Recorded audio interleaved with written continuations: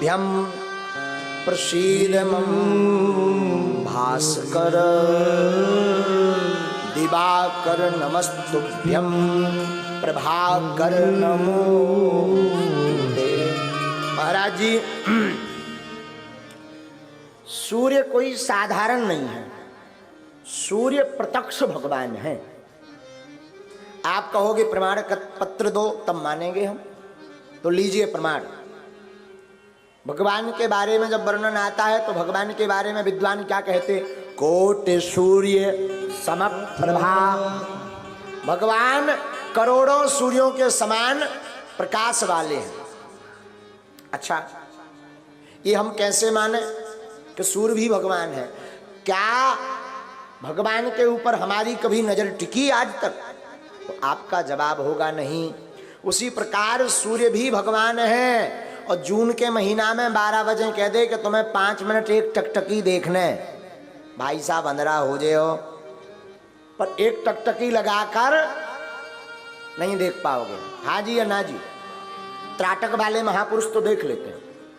तो सूर्य प्रत्यक्ष देवता है भूमि के। ये विनोद की बात है, फिर भी बोलनी चाहिए। एक बार एक महात्मा ने घोषणा की कि भगवान के दर्शन किस किस को करना है। तो 2-4 हमारे जैसे आगे के लगे खुरापाती हते, सो उनने हाथ उठा दो कि हमें तो दर्शन करने। महात्मा बोले 1.5 लाख रुपया लगे पर व्यक्ति। तो 8-10 हाथ उठ गए कि दर्शन ही होने तो 1.5 लाख दो, पर भगवान के दर्शन तो हो जाए। को पूजा करे, को पाठ तपस्या करे, मिले कि ना मिले, बुढ़ा जाओ शरीर गड़ जाए जमीन में, का तो मिला 1.5 लाख दो, डायरेक्ट VIP दर्शन करो, नहीं बढ़िया होता। बड़े बड़े आदमन ने 2-2 लाख दे दे कि हम भी दर्शन करेंगे, हम भी। बोले काम करो, मंगलवार को आओ, मंगल 2-2 लाख जमा करवा ले। मंगलवार हम पहुंचे, आदमी बोले रुको 12 बजे दर्शन हो। आदमी बैठो सजो वजो, कछु तो मोबाइल और कैमरा संगे ले गए कि हम तो फोटो खींच ली। आओ, एक जने हमारे जैसे खुरापाती थे, बोले 3 लाख ले लो, हम तो वीडियो बना भी। महात्मा बोले बना सकते, नो प्रॉब्लम, 3 ले आओ। महात्मा ने 20-25 लाख को डॉल कर लो। महात्मा ने 25 लाख रुपया गाड़ी पे धरे, बोले तुम लेके चलो, हम आई पाछे से। एक चेला लेके फरार हो गया। और जब 12 बजे से 12:15 हो गए, अब आदमी चढ़े बैठे, जी को पैसा लगे वो तो पुराना खा ले। हाँ, बोले बताओ काटे 12 बजे देखा भी 12 बजे 12 बज गए कब के? पागल तो नहीं बनाऊ तो हम कतरा कर देवी। कोनो बोलो काट देवी, कोनो बोलो लठ मार भी। महात्मा बोले जी तो खड़ा, बोले चलो। सबरन हमें छत पे लेवा गए। बोले आंखें बंद करो, सो आंखें बंद करी। गर्मियन को महीना, छत में अपना चप्पलन के गए, सो पांव फटे, पांव भरे। बोले खोलो आंखें, भी आ गए भगवान। और जब आंखें खोली सो आदमी बोले तो कौन? अरे बोले ऊपर देखो, ऊपर। तो जब ऊपर देखो, बोले जी तो सूर्य भगवान आ। बोले वही भगवान का तो कही थी। 3 लाख पट गए, जाओ आओ। बोले तुम प्रमाण पत्र करके दो कि भगवान नहीं है। बोले ये भगवान कैसे? बोले तुम भगवान कहते? बोले कहते तो भगवान है, पर भगवान थोड़ी है। बोले यही तो भगवान है। बोले क्या? अरे बोले ये तो ट्राइप है। मतलब? बोले ये तो प्रोमो आए, पिक्चर अभी बाकी। बोले मतलब? बोले 5 मिनट तो मैंने भर नजर देख लो, फिर असली वाले भगवान के, दूसरे भगवान के दर्शन करवा देवी, इनसे जो बड़े भज्जा हैं। सब जने हार गए, बोले आए तो भगवान। तो विनोद की चर्चा हम बता रहे कि सूर्य साक्षात भगवान है। हम प्रार्थना आपको कर रहे थे, आदित्यस्य नमस्कारान ये कुर्वन्ति दिने दिने, आयु प्रज्ञा बलम वीर्यम तेजस्तेषां जायते। शास्त्र कहता है जो प्रतिदिन सूर्य भगवान की लालिमा को अर्घ देता है, आयु, विद्या, बल और प्रज्ञा और वीर और तेज उसका बढ़ता है। सूर्य अर्घ के बड़े फायदे हैं। सूर्य एक तो साक्षात भगवान है, जो प्रतिदिन सूर्य भगवान को अर्घ देता अगर विद्यार्थी पढ़ने में कमजोर हो, याददाश्त की दिक्कत हो, तो उससे सूर्य भगवान को अर्घ दिलवाओ प्रातः काल का।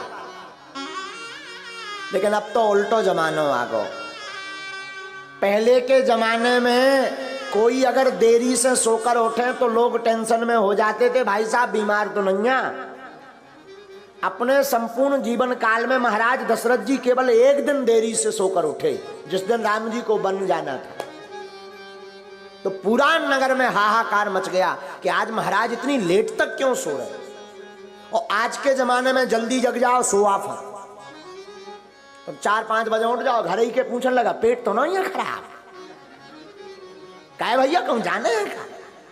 कैसे जब लोग 8-9 बजे भाई साहब आना जाए, जब लोग इनकी आंख ही नहीं खोला था, जब सूर्य भगवान आके एकदम लाल गरम हो जाए, बेई खिड़की में वो घुसाता है, हम आ गए उठो, तब लगातार अंधे आइए हो गई, चाय तो ले आओ, चाय तो चाय मंगाओ।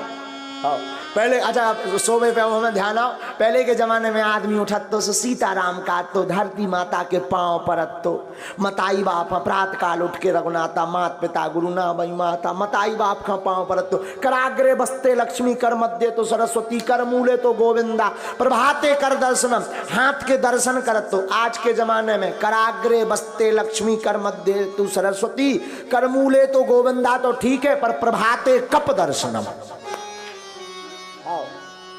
परई पर कात बन गई।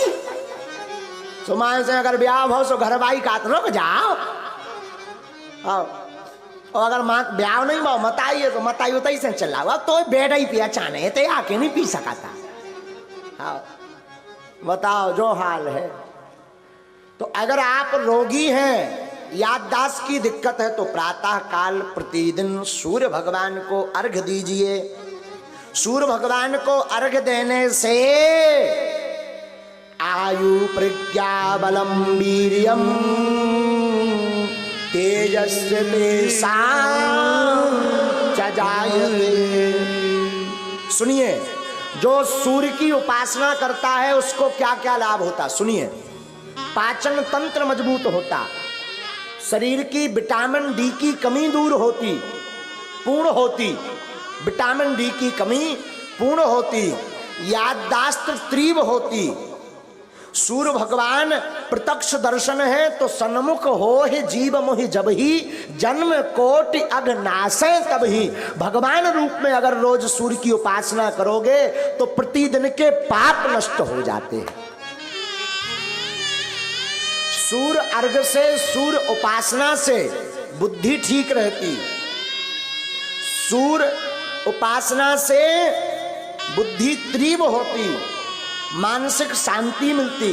तनाव में है, डिप्रेशन में है तो तनाव मुक्त होते सूर्य उपासना से। अनिद्रा है, नींद की दिक्कत है तो सूर्य उपासना से अनिद्रा की दिक्कत दूर होती।